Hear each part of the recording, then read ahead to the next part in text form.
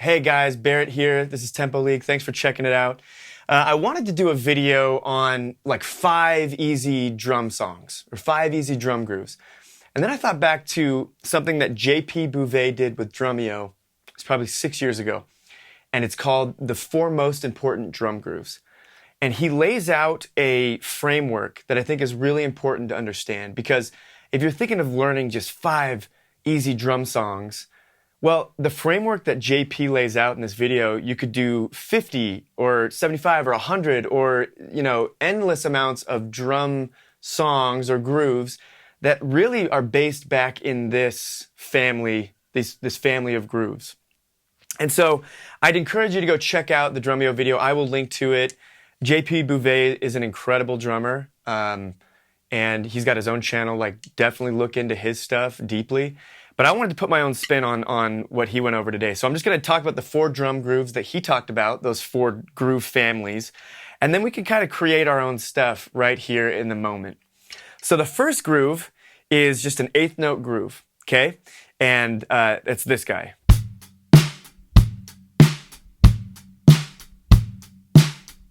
Okay, very straightforward, meat and potatoes, 8th notes on the hi-hat, 1 and 2 and 3 and 4 and the snare on 2 and 4. Second groove is a 16th note groove. So very similar to the first one, but now we go 16th notes on the hi-hat. So 1 E and a 2 E and a 3 E and a 4 E and a.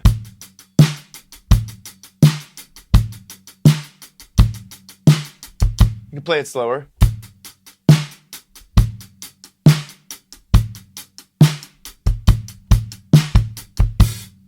Okay, the third groove is 6/8. So 1, 2, 3, 4, 5, 6. 1, 2, 3, 4, 5, 6. And we put the snare on 4.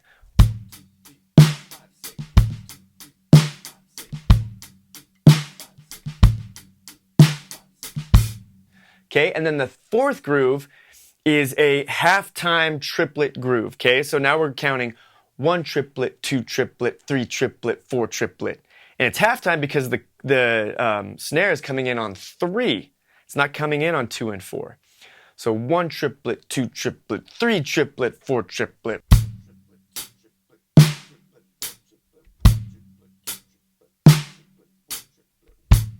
Now, that might not sound like much, but that's where your shuffles come from. Like.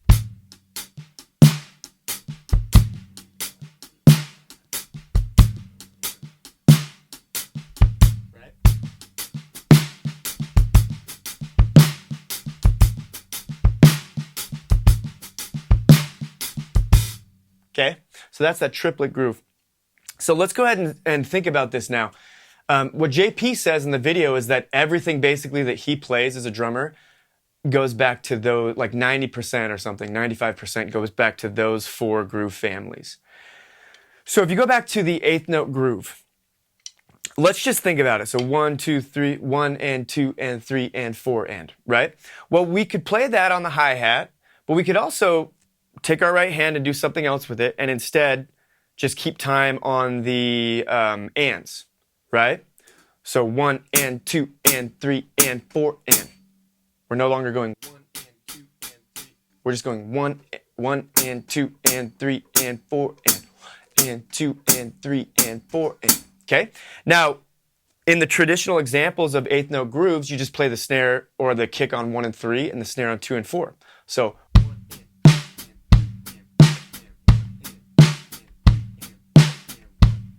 and that can work for right now. Let's just keep that up. In a second, we can change that around.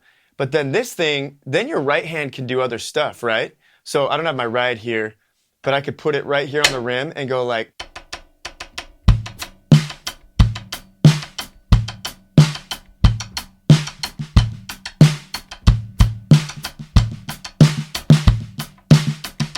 Okay, so we started to kind of change this one up, added some ghost notes in on the snare. That, even though it sounds different than that first example, that's what it is. I should say that's the family that it lives in, right?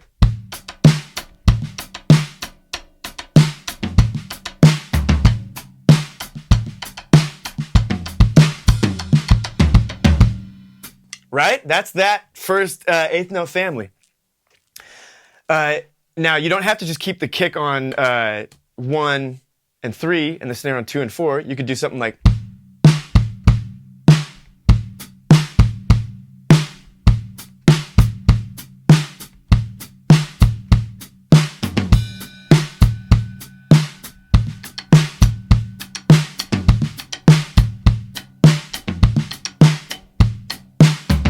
Right?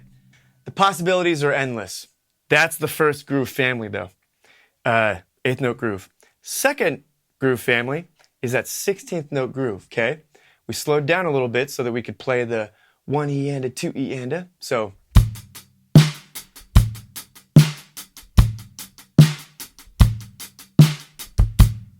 One thing I really like to do here, and this takes a lot of practice, but you can make this sound really cool if you start doing ghost notes along with those 16th notes. It can sound sloppy. Hopefully this sounds okay, but we'll play something like this.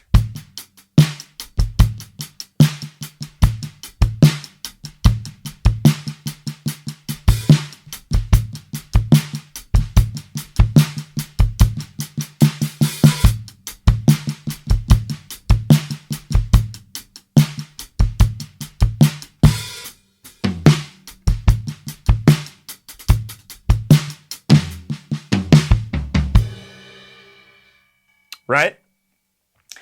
So that's an example of the 16th note groove. Again, mess around. Kind of do your own thing, but that's that second family there. The other thing is you don't have to play it with one hand. There's lots of times you see them playing like...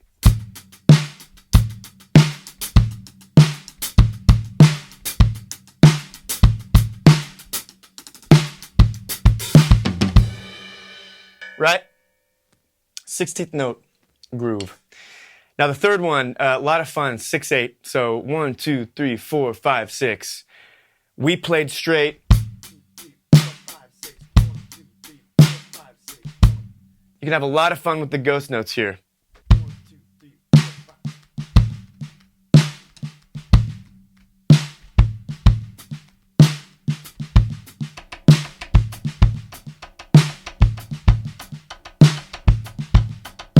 You could put the hi-hat on 2, 4, and 6. 1, 2, 3, 4, 5, 6. 1, 2, 3, 4, 5, 6.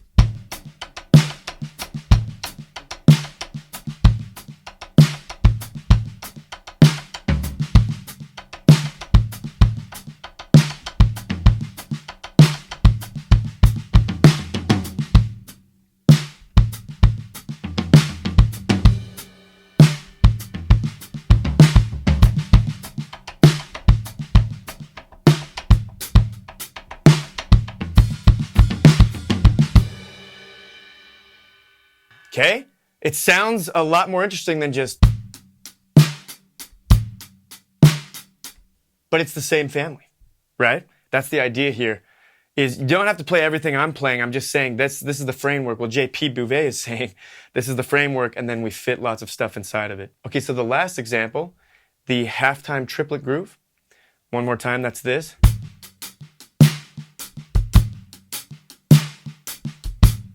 One triplet, 2 triplet, 3 triplet, 4 triplet, 1, right?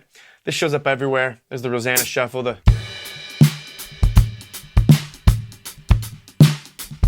Right? That, Death Cab for Cutie, Grapevine Fires.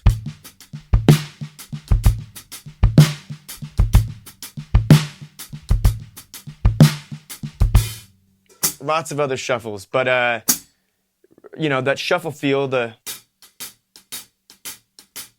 kind of a drop catch motion going there. Molar can come into play. Check out my hands, the free hand technique course here on YouTube. Wow, I really butchered that, but I've got a free playlist. And then if you want to go deeper, you can go check out Tempo League. But yeah, just redoing your hands. If you don't have that technique built up, this stuff's going to be super hard and you'll be banging your head against the wall. Instead, just take some time, build up your hands, and it'll come a lot easier. But, all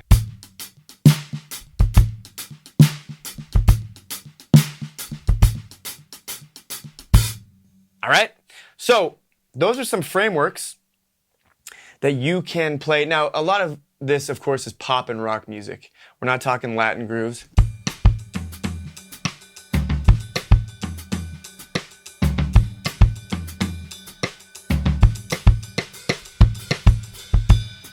right? I mean, that doesn't really fit.